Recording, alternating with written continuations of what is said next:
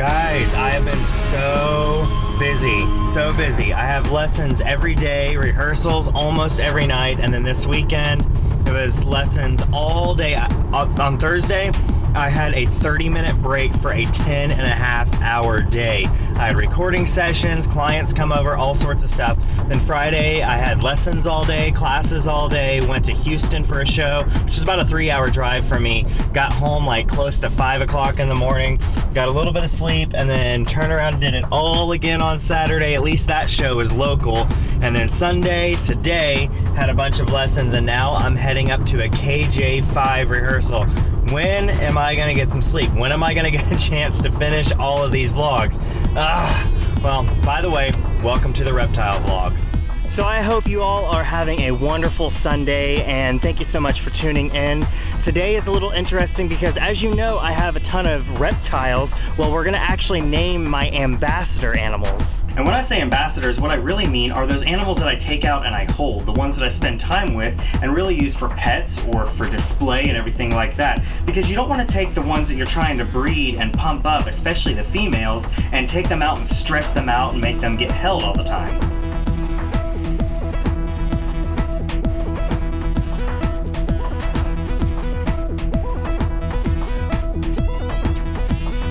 Speaking of Texas rat snakes, this is a leucistic Texas rat snake. It's one of those snakes that has a birth defect on it and actually has a little kink in it. And now that I'm naming these guys and I'm taking all the snakes out a little bit more and you're helping me with all the names, I can start giving you little updates here and there, like my albino Tessera corn snake here. She needs a name, let me know. So this is one of the first snakes that I showed you. This is a candy cane corn snake, and I really, even though he's really small, I really want to go ahead and give him a name too and start handling him because they're growing pretty fast because he eats all the time, and whenever he's big, I want to just take him out and make sure that he has a good name. So speaking of corn snakes, I've got this classic corn snake, and he definitely deserves a name. So this is another male.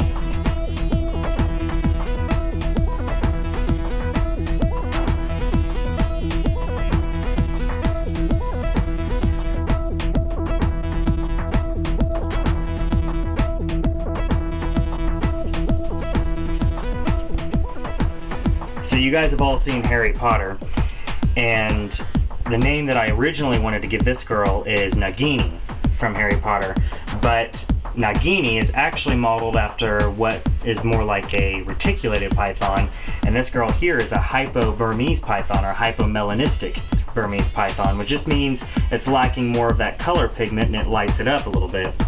But I still think I want to call her Nagini, because I think she looks like a Nagini.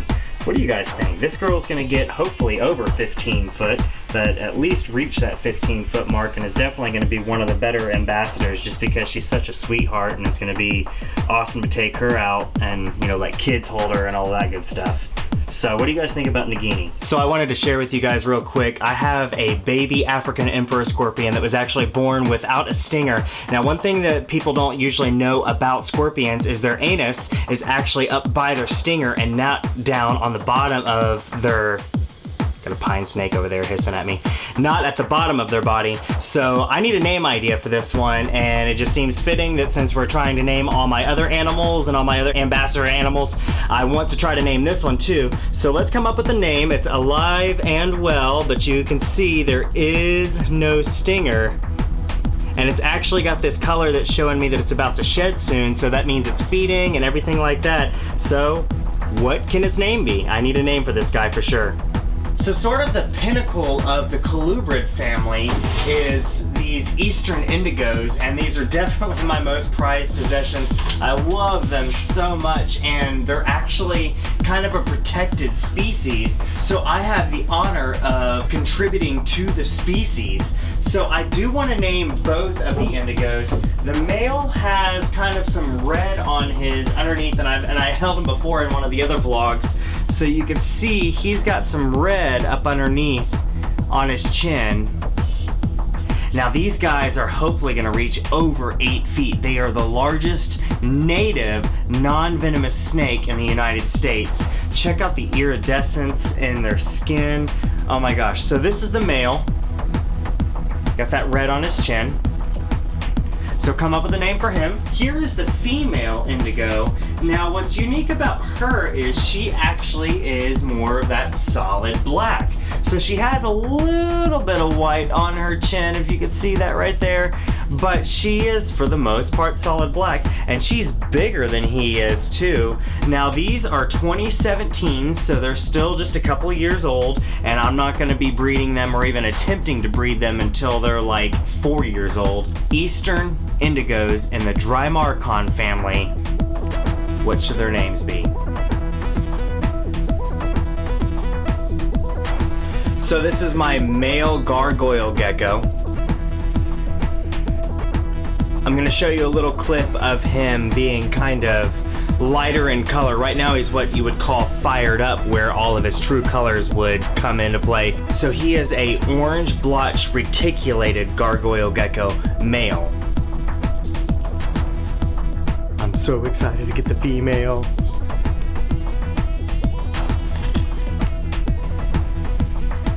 I started off telling you guys that I was super nervous to introduce you to this world, but ever since I have, the community in Austin has really been open to it, and I've met a lot of friends. Today, I have a couple of friends coming by just to hang out and see some animals. They're actually dropping off some animals that they're giving me and kind of unloading that their kids don't want anymore. So I'm gonna have a lot of fun with them, and I just love that I can meet new people who share this passion, and I don't have to be afraid to show Austin, you know, the life that I came from when I was living in Florida. You know, I was born in Florida, I was around my dad, who's a herpetologist, and I grew up in that world, but when I moved out here to become a musician, it was something I was always afraid to admit because people knew me as a band person and not necessarily as a reptile person. One thing I've been trying to do lately is really help socialize my water monitor. He's not a very happy water monitor, and they usually aren't when they're little babies, and I'm hoping that by season 2 I can show you guys some success stories, but as of now all he wants to do is bite and squirm and get away, which is pretty common for the first year or even 2 years of their life, but I'm hoping to put in enough time to where he can start getting used to me. His name's Dino, and right now I did get him out with a glove just because when they latch onto you and they bite you, they really hold on, and I just didn't want to waste time. I've got a bunch of stuff to do in the snake room. I've got a bunch of stuff to clean. So what I'm going to do is I'm going to let him tire himself out here in the bathtub and just swim around a little bit. And when I'm done, I'm going to come and try to socialize now that he's got some of that energy out.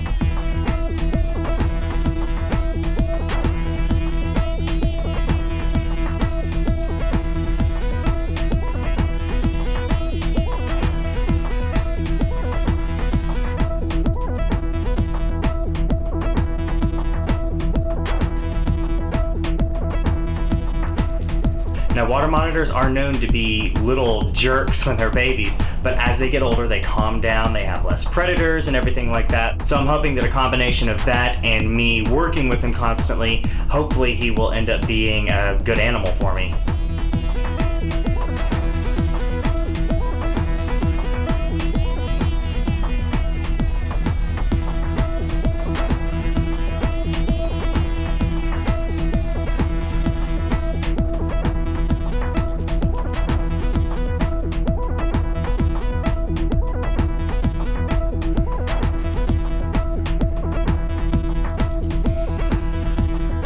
So I'm a little disappointed that I wanted to show you this one and he is in shed. So I'm actually going to show you a picture real quick from my Instagram story where he's not in shed. This is a coral snow tessera, and the pink is really starting to come in. So you are very aware that the name of this channel is My Diverse Life, and you know that I have so many things to do. Well, I'm gonna take a break from the snake stuff and change the oil in Ashley's car and change the oil in my car. So bear with me for a second, I'm gonna change the oil, then I'm gonna get back there to show you some more snakes.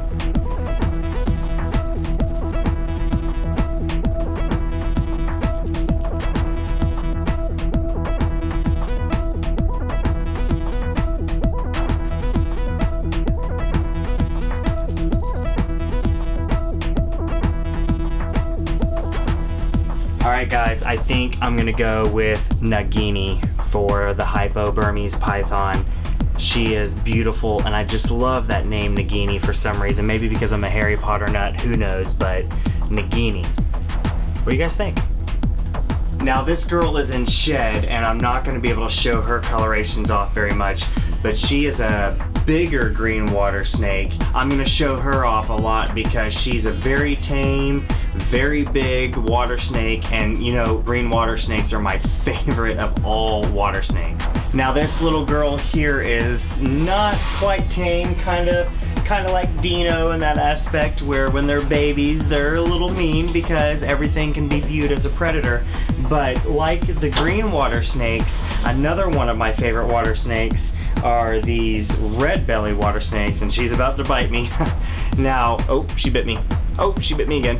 Now you see she's got this pattern on her, and I want you guys to remember this because later on when she gets older, she's gonna lose a lot of this pattern and just turn into that reddish orange color. So this is a red belly water snake, and I've actually got 2 pairs of these, and I'm really excited about that. Oh, she's so feisty. Look at her. Ah, yeah, look at her open her mouth like that. Remember when I had that green water snake out a little bit ago? She was super tame, right? Didn't even really hardly move, and you can see these babies are right here. This shows you a little bit about the behavioral aspects of the reptiles. When they're babies, they are seeing everything as an enemy. I need to scare you away because you can eat me, you can kill me. So that is why she's given me this attitude right now. But as she gets older, she's gonna not have this attitude quite as much, and she'll actually be one of my better ambassador animals because water snakes tame down quite a bit as they get older. So I'm super excited about her. I think she needs a name too. Take a look. So now that I've shown you some of these, I'm going to just take out a random one on an episode or a vlog every now and then and just give you a little update, hold it, and tell you what's going on with it, and maybe a little backstory or something like that. So I want to definitely incorporate more of that stuff in each of these videos. I just wanted to give you an overall welcome to the reptile room and kind of see some of the stuff that I've got going on. Now there are about 80 snakes in here total, somewhere around there. I'll have to go and recount to make sure, but by the time you watch this video, who knows, there may even be more because I'm always adding to the collection. I'm about to get another gargoyle gecko, so I'll have to show you her on one of the videos coming up soon. But thank you guys so much. I hope that you can go down and subscribe and comment. Let me know what your favorite animal was. What did you like seeing today? And just tell me some of the names, some name ideas, even if you don't know a particular animal name for that specific animal. Just tell me some snake names that you like. Well, that wraps up another vlog. I have so many snakes that I'm going to be showing you throughout this season 1, the rest of season 1, and all of season 2. I have other snakes and lizards and all kinds of stuff coming in. The female gargoyle gecko is coming in. I have some rat snakes that I'm on the waiting list for, and all kinds of stuff, so stay tuned. I've got so much to show you. Thank you so much for watching. The BHB Reptarium Brian Barczyk video is next. Like, subscribe, and I'll see you next time.